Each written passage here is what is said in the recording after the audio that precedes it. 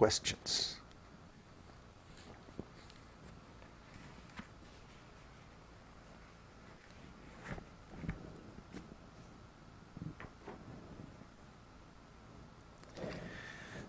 Questions?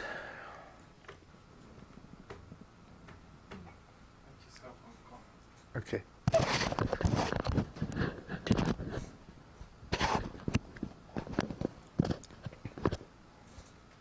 just wanted to add a comment that all these emotions which are considered, or some of these are considered negative in the material world, how they have their original source in which they're engaged in pure love.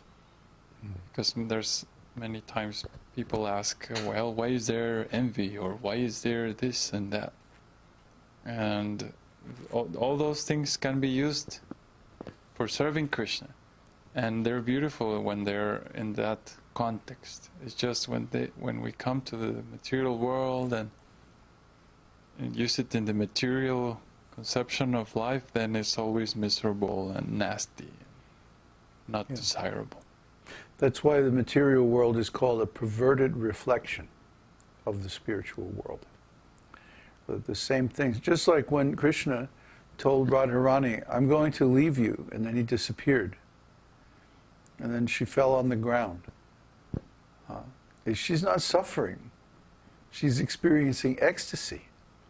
Krishna created conditions where she was experiencing a bhava of separation. So, you know, someone in love with Krishna is always experiencing ecstasy, even if they're in a so-called negative state. But nothing is negative when it's related to Krishna. That's why Krishna, even when he does mischief and steals butter and breaks the pots and, you know, does all kinds of things, steals the garments of the gopis and so on like that. It doesn't create a disturbance. The devotees are charmed. And it's beautiful. These pastimes are wonderful. And when you hear them, you become happy. That's the difference. If we hear about somebody else stealing in this material world, it's like, oh, you know, nasty. But in the spiritual world, Krishna's stealing makes him more dear to his devotees. So it's transcendental.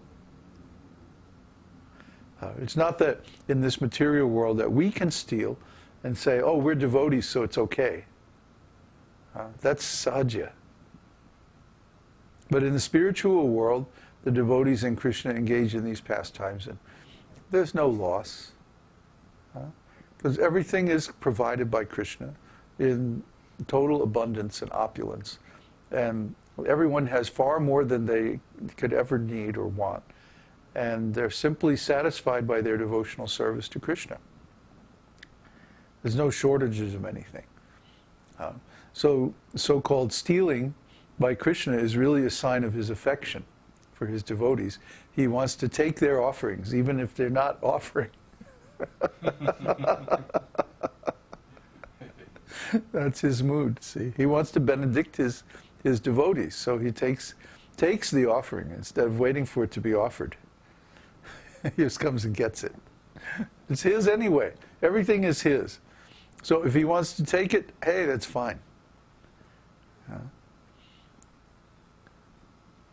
Krishna. So, are there any more questions? No more questions? Oh, come on. Okay. Is not about the gopis of Krishna.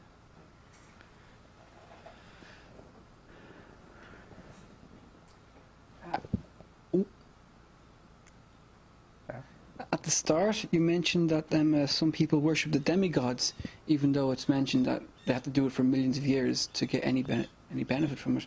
So why do they do it when they know that they could, if they worship Vishnu? But this is very interesting, and when you go to India, you will encounter this. You know, especially the Shivites.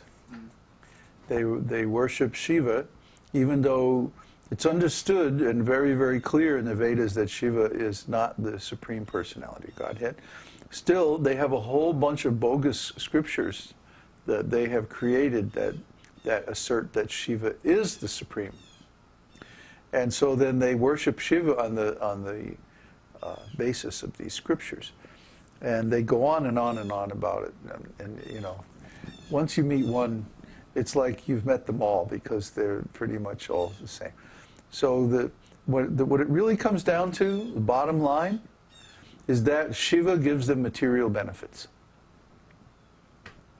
And they're lusty. They want material benefits. They want to smoke ganja. They want to have sex. They want to eat meat. They want to drink. Do Shivites do that? Yeah. I know they smoke ganja, but the rest of it as well? Yeah, they do all of that. Oh, the rest. They do whatever. Oh. Their philosophy is that Lord Shiva taught that to transcend material life, you have to indulge in it completely. Oh, that's just a flag wave and Of sort course, of enjoy here. Of course, yes, yes. All you can eat at Joe's. You know, it's just like these bogus New Age religions that say, you know, you can do anything you want, you know, or just believe in Jesus and you'll be saved. And you don't have to do anything. It's about faith, not works. Of course, you can't maintain faith without some kind of activity that supports it. And certainly without hearing, you can't maintain. So they're very limited in their actual spiritual advancement. It really just serves as more or less of an excuse for them to go on with their material nonsense. And that's why there's so many of them. Yeah. Just like there's so many Christians. I mean, when the Catholic Church put together the theology based on Paul's teachings, they knew what they were doing. They were offering a deal. It's like, you know, an offer that you can't refuse. Yeah? Just believe in this guy and you automatically get all the other benefits of all the other religions in the world. See, they knew that what their competition was offering. You know, like if you wanted to be a Jew, then you had to go through all these rituals and so many fasting days and so many laws and, you know, so many rules and stuff like that. Or for example, any of the mystery cults that the Romans inherited from the Greeks, kind of the same thing. You had to be invited, you had to go through like boot camp, and then you had to go through some test, the special initiations and the whole thing. But so they said, okay, we're going to undercut the competition here. Just believe in Jesus, and that's it. That's all you have to do. You don't have to change your ways. You don't have to study anything. Just come to church, believe, then that's it. Like a drive-through religion. Practically. I mean, yeah, it was the first modern religion. Which means actually hypocritical religion. Because Jesus himself, of course, didn't live like that at all. If you're following Jesus, how could you live in a completely different way and expect to please him? So it's hypocrisy. It's just hypocrisy. So anyways, what were we talking about? Oh yeah, demigod worship. So the demigod worship, especially in India, is like the same thing. It's so cursory, it's so perfunctory. I mean, you just like in Mumbai every year there's a big Ganesh festival.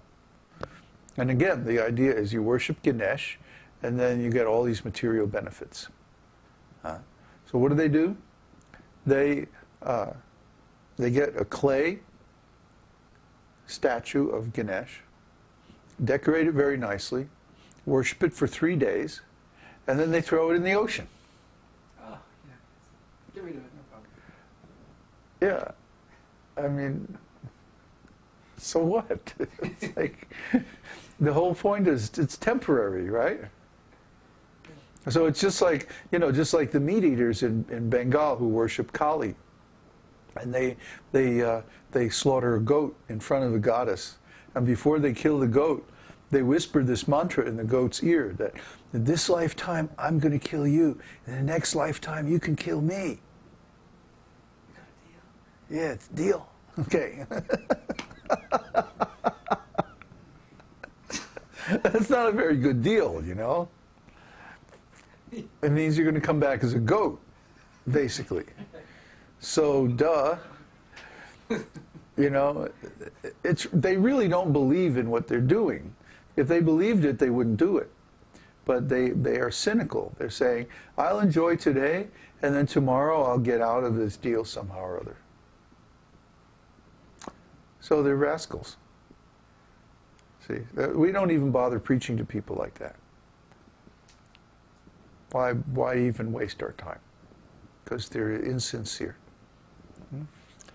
So anyway, yeah, these kinds of people are there, but they're very insignificant because they have no real transcendental knowledge.